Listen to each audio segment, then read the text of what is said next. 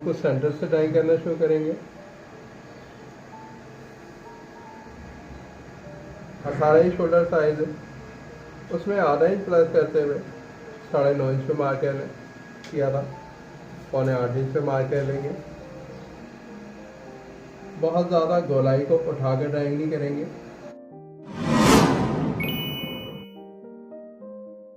अस्सलामुअलैकुम दोस्तों, आज की वीडियो में हम कुर्ता कटिंग करेंगे। इस वीडियो में हम बॉडी की मेजरमेंट के हिसाब से कुर्ते में फिटिंग लेंगे और हम समझेंगे कि हम किस तरह किसी भी साइज़ में बॉडी की मेजरमेंट से कुर्ते की फिटिंग निकाल सकते हैं। तो आइए चलते हैं वीडियो की तरफ। टॉप पर एक स्टाइल लाइन कर लें। सबसे पहले कुर्ते में हाले को मार्क कर लें। 14.5 इंच कॉलर का साइज है, तो यहाँ पर 2.25 इंच एक पॉइंट पर हम हाले की चौड़ाई को ड्राइंग कर रहे हैं और इतना ही गहराई में भी मार्क लगाएंगे। मार्क को स्क्वायर कर लें और हाले के राउंड को शेप कर देंगे।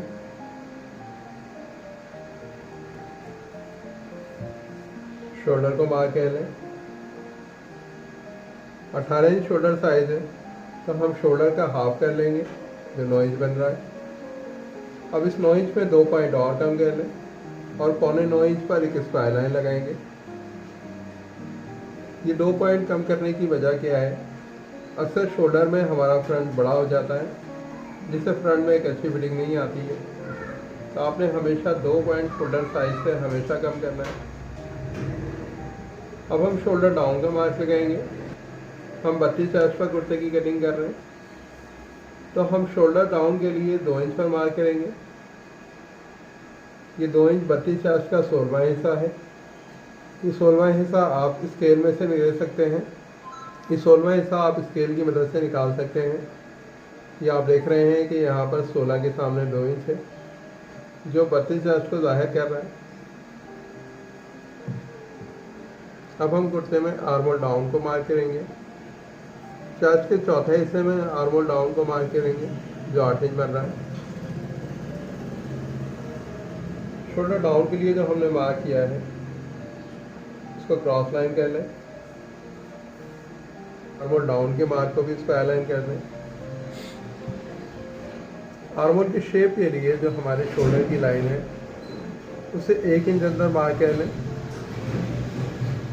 और इस मार्क से शोल्डर तक क्रॉस लाइन लगा लें। अब इस लाइन के हिसाब से हम आर्मोल को ड्राइंग कर लेंगे। आर्मोल को सेंटर से ड्राइंग करना शुरू करेंगे।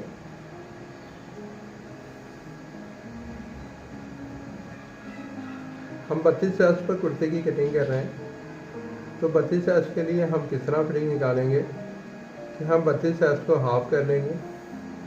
32 का हाफ 16 इंच बन रहा है और इसमें 3 इंच ऐड करेंगे जो कुर्ते में हम सीने से फिटिंग के लिए ऐड कर रहे हैं। तो 16 और 3 इंच 19 इंच हो जाएगा।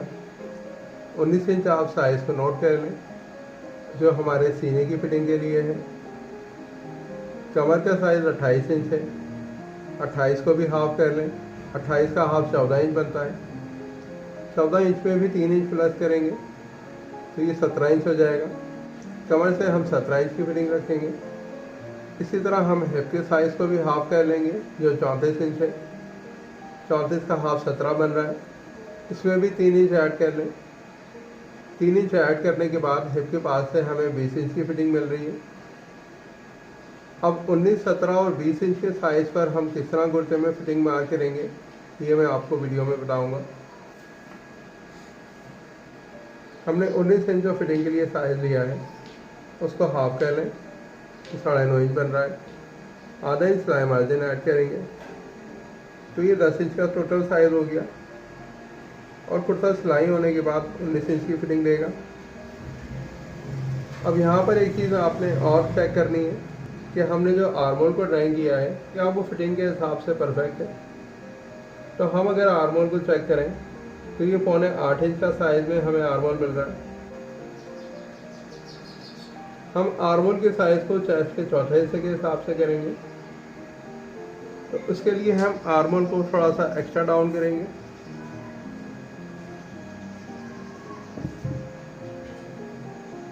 और आर्मोल को थोड़ा सा नीचे शेप कर देंगे।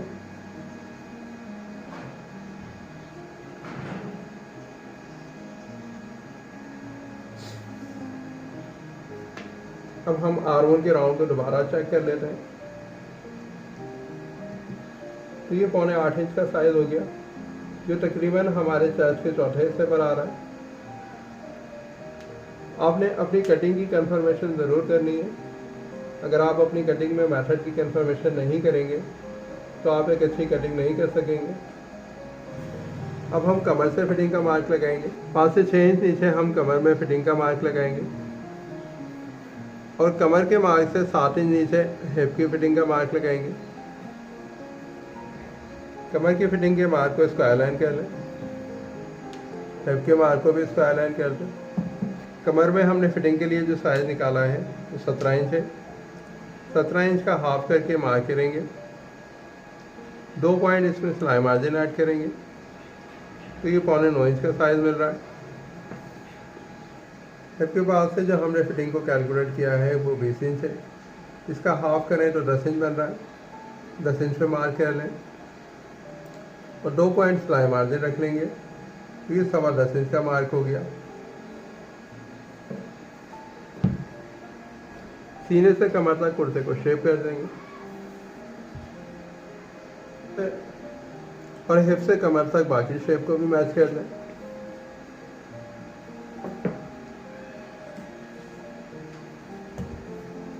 हमने जितना हिप के पास से फिटिंग का मार्क लगाया है इतनी ही चौड़ाई में हम दामन तक स्ट्रेट लाइन लगा देंगे।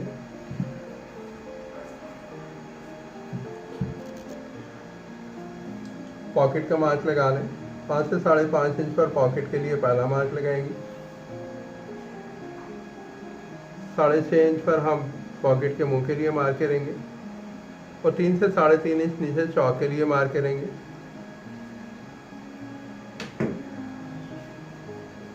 कमर की फिटिंग में कर्व को आप मैच कर लेंगे जब आप कटिंग करेंगे।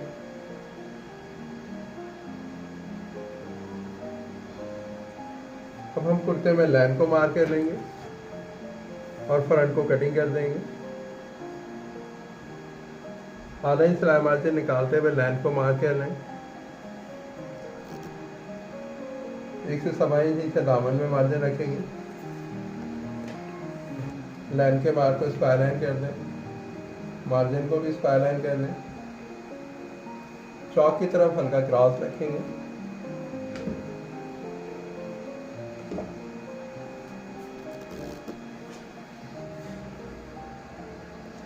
पट्टी के लिए भी मार्क लगा लेंगे। कंधी से सिलाई मार्जिन निकालते हुए 14.5 इंच पर पट्टी के लिए मार्क कर लें। फ्रंट की कटिंग कर देंगे।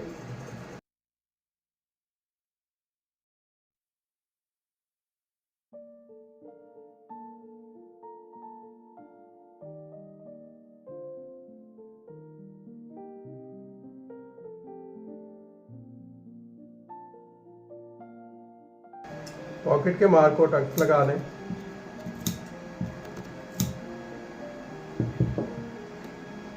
अब हम बैक की कटिंग करेंगे।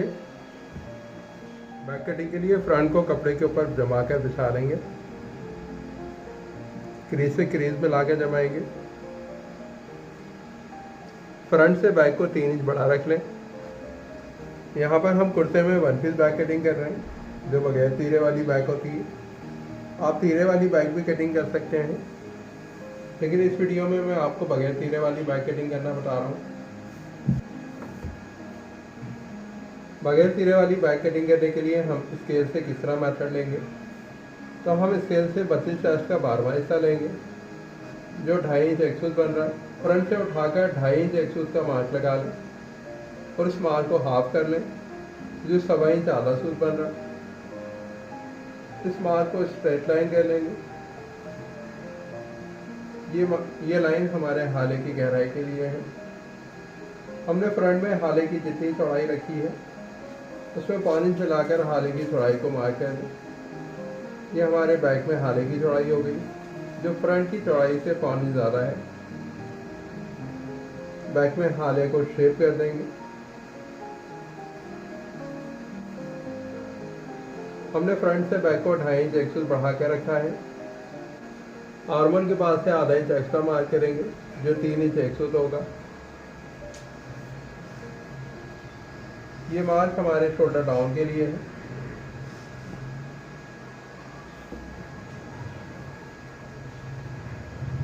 शोल्डर का मार्क लगा लें। 18 इंच शोल्डर साइज है, उसमें आधा इंच प्लस करते हुए 9.5 इंच पे मार्क कर लें और इस मार्क के हिसाब से बाकी आर्मोल को भी ड्राइंग कर लें। आर्मोल में हल्का कर्व शेप होना चाहिए, बिल्कुल खड़ा आर्मोल ड्राइंग नहीं करेंगे, कर्व शेप देंगे ताकि आर्मोल की फिटिंग अच्छी है। अब हम बैक की कटिंग कर लेंगे। बैक के साइड को फ्रंट के साइड के साथ मैच करके कटिंग करेंगे।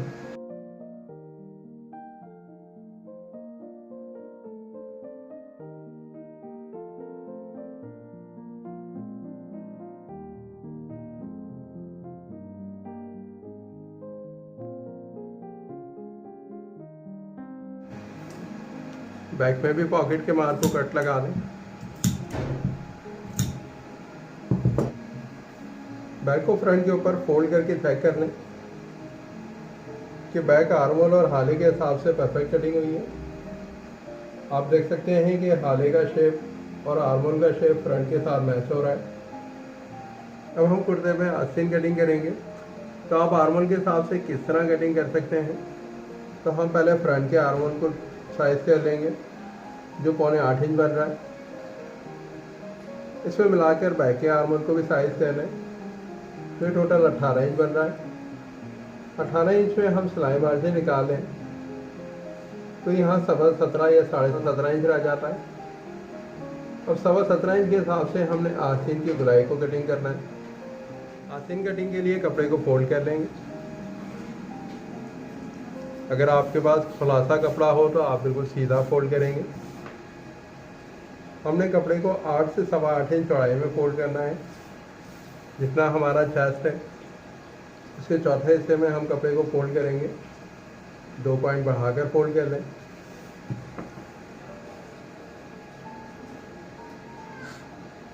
आस्तीन के टॉप पर एक स्काई लाइन कर लें। आस्तीन के डाउन के लिए हम चेस्ट के 12वें हिस्से में मार्क लगाएंगे जो 2.5 इंच एक पॉइंट बन रहा है। इसमें आधा से 5 इंच बढ़ाकर और मार्क लगा लें। और अगर आप फिटिंग में आस्तीन चाहते हैं तो ये मार्क 1 इंच तक बढ़ाकर लगा सकते हैं। यहाँ पर हमने 1 इंच बढ़ाकर ये मार्क लगाया और इसको अलाइन कर दी। अब इस लाइन पर हमने जो फ्रंट में आर्मोल को साइज किया था 7.25 इंच पे मार्क कर लेंगे। हमने फ्रंट के आर्मोल को 7.25 इंच साइज किया था, इतना ही मार्क लगा लें। और इस मार्क के हिसाब से हम आस्तीन को चेक करें तो आस्तीन का जो राउंड बन रहा है वो 9.25 इंच बन रहा है। हमने इतना ही आर्मोल को साइज किया था, तो हम इस मार्क के हिसाब से ही आस्तीन की गोलाई को ड्राइंग करेंगे। अब वो किस तरह ड्राइंग करेंगे मैं आपको बता देता हूँ। आपने टॉप से 1.5 से 2 इंच हटाकर आस्तीन की गोलाई को ड्राइंग करना है। बहुत ज़्यादा गोलाई को उठाकर ड्राइंग नहीं करेंगे।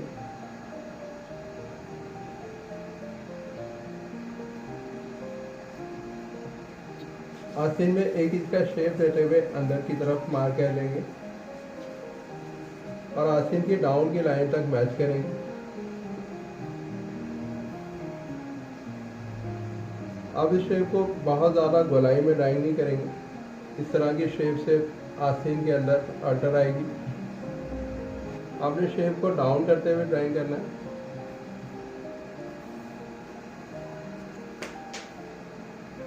आस्तीन में लाइन को मार्क कर लेंगे। 1 से 1.25 इंच मार्जिन रख लेंगे।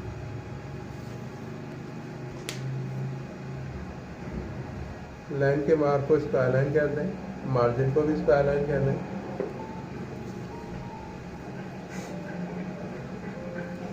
पौने 6 इंच पर आस्तीन के बॉटम के लिए मार्क कर दें। बॉटम के मार्क तक आस्तीन में कर्व शेप देंगे। शेप स्केल से आप इस कर्व को ड्राइंग करेंगे। अब हम आस्तीन की कटिंग कर लेते हैं। उसके बाद हम आर्मोल पर रख कर चेक कर लेंगे कि हमारी आस्तीन किस तरह कटिंग हुई है।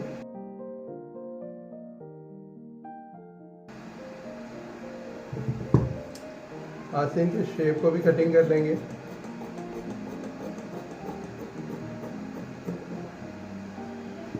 आस्तीन को खोल कर चेक कर लें। आस्तीन की गोलाई में कोई काट छाट करनी हो तो आप सेट कर सकते हैं।